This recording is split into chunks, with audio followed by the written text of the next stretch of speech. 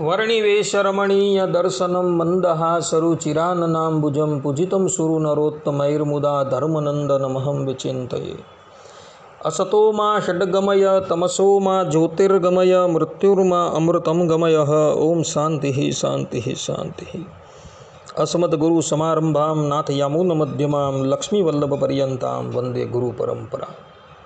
આજની જ્ઞાન સભાની અંદર પધારનારા બધા જ ભગવત ભક્તોને વેદાંતાચાર્ય પુરાણ ઇતિહાસ આચાર્ય એમ એ ફિલોસોફી શાસ્ત્રી રાકેશભાઈના હેતપૂર્વક જય સ્વામિનારાયણ।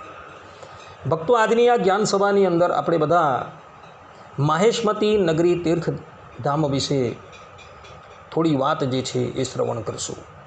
આ માહેશમતી નગરીનું પ્રાચીન નામ જે છે એ મહેશ્વરપુર છે અને આ મહેશ્વરપુર જે છે એ મધ્યપ્રદેશની અંદર નર્મદા નદીના કિનારા પર વસેલું છે। આ માહેશમતી નગરીની ગણના જે છે એ ભારત વર્ષની 5 પુરીઓની અંદર થાય છે। પંચપુરીઓ જે છે તેમાં 1 પ્રભાસ, 2 કુરુક્ષેત્ર, 3 હરિદ્વાર, 4 અવંતિકા એટલે કે ઉજ્જૈન અને 5મી આ માહેશમતી નગરી છે। ચંદ્રવંશની અંદર એક મહિષ્માન નામનો રાજા થયો હતો। તેણે આ માહેશમતી પુરી જે છે એ વસાવેલી હતી। આ જ મહિષ્માન નામના રાજાના વંશની અંદર એક કાર્તવીર્ય અર્જુન નામનો રાજા થયો હતો, જે દત્તાત્રેય ભગવાનનો પરમ કૃપાપાત્ર હતો। દત્તાત્રેય ભગવાનની કૃપાથી આ કાર્તવીર્ય અર્જુનને અતુલનીય ઐશ્વર્ય, ધરાતલનું એક છત્રી રાજ્ય તથા સહસ્ત્ર ભુજાઓ જે છે એ પ્રાપ્ત થઈ હતી। એક નજીવા અપરાધને લઈને આ કાર્તવીર્ય અર્જુને અકાળની અંદર પોતાના દેહનો ત્યાગ કરવો પડેલો હતો। એક સમયે આ કાર્તવીર્ય અર્જુને ઋષિ જમદગ્નિની ગાયનું અપહરણ કરી દીધેલું હતું અને એને લઈ જમદગ્નિ ઋષિના પુત્ર પરશુરામ ભગવાને આ સહસ્ર અર્જુનને મોતને ઘાટ ઉતારી દીધો હતો।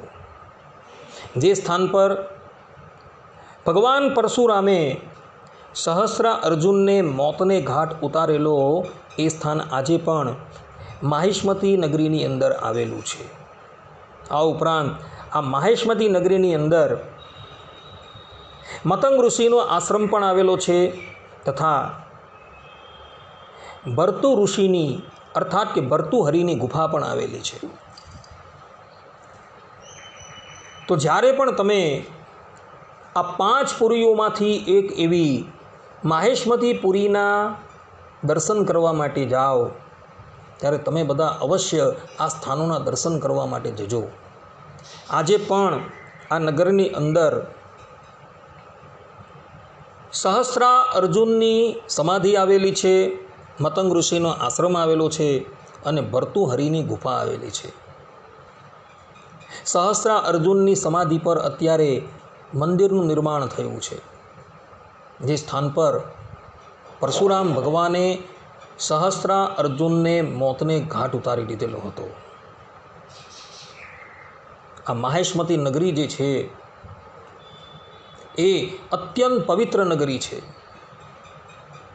કહેવાય છે કે આદિ જગદગુરુ શંકરાચાર્યજી જ્યારે શાસ્ત્રાર્થ કરવા માટે આ માહેશમતી નગરીમાં આવે છે ત્યારે આ માહેશમતી નગરીની અંદર રહેતા મંડન મિશ્ર સાથે એમનો શાસ્ત્રાર્થ થાય છે અને એ શાસ્ત્રાર્થની અંદર આદિ જગદગુરુ શંકરાચાર્યજી મંડન મિશ્રને કરારી હાર આપે છે અને એને લઈને મંડન મિશ્ર જે છે એ શંકરાચાર્યજીના શિષ્ય થઈ જાય છે।